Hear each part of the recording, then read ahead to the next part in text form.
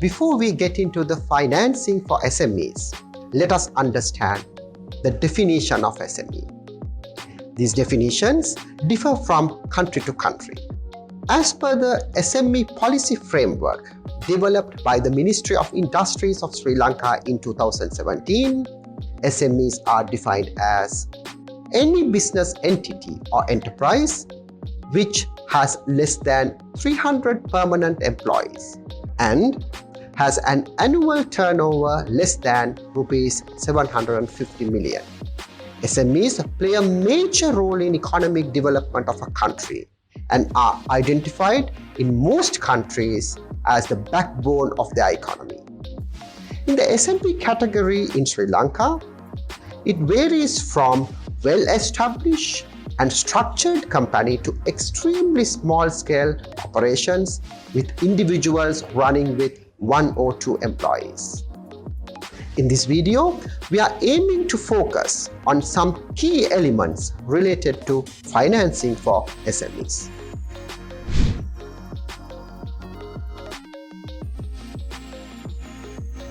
It is good to set the context of how SMEs' financing requirements are unique compared to large corporates.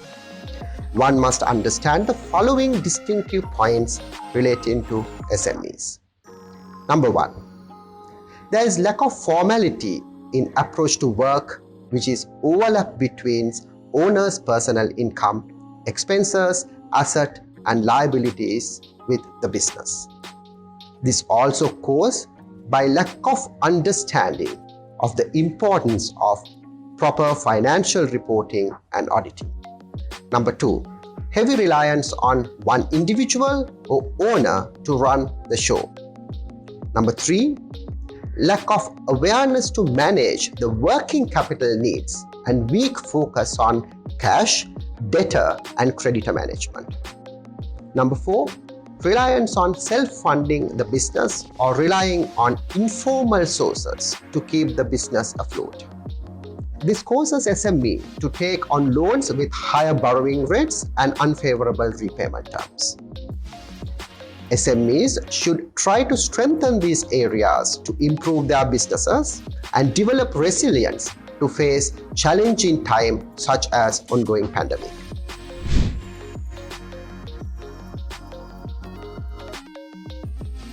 SMEs are always exposed to various changes in the external environment, and therefore they need a sharp focus on working capital and day-to-day cash management.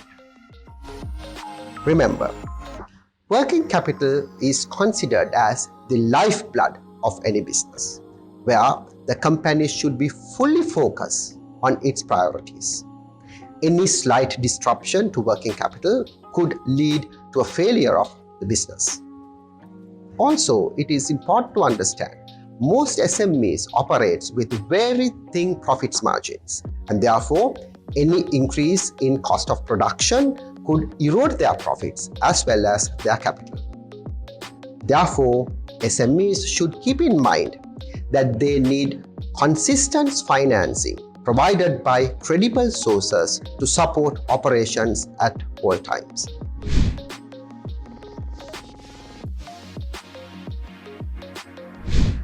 Accessing affordable finance for SMEs is always challenging due to several reasons.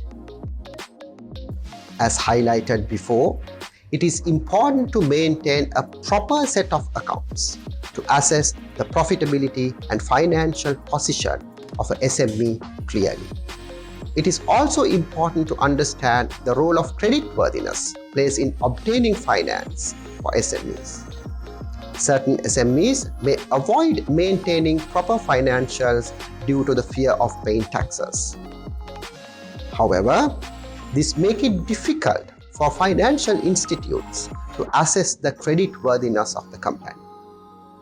Financial institutions are under strict regulation of the central bank, as they are operating with general public's deposits. Hence, when lending, unless SMEs establish their creditworthiness and the repayment ability, formal institutions cannot lend freely. The lack of assets to be used as security for loans, commonly known as collaterals, also make it difficult for SMEs to access to finance. This has resulted in financial institutions becoming further careful and restrictive in lending. When SMEs are unable to seek facilities from formal institutions like banks and registered finance companies, they have no option but to seek support from informal sectors at unaffordable interest rates and credit terms, which is severely affecting their business growth. Finally, this can lead to deep deterioration of their income and profitability. Therefore, remember, maintaining financial records is important for an SME. These financial records need not to be perfect.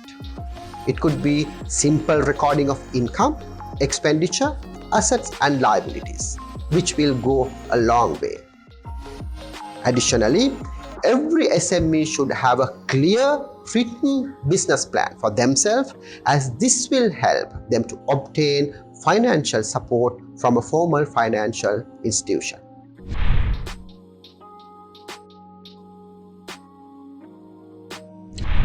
SMEs should always have a basic understanding of bank facilities and various types of loans that are available for them. In this context, SMEs should know their requirement in advance to decide whether they need short, medium or long-term facility.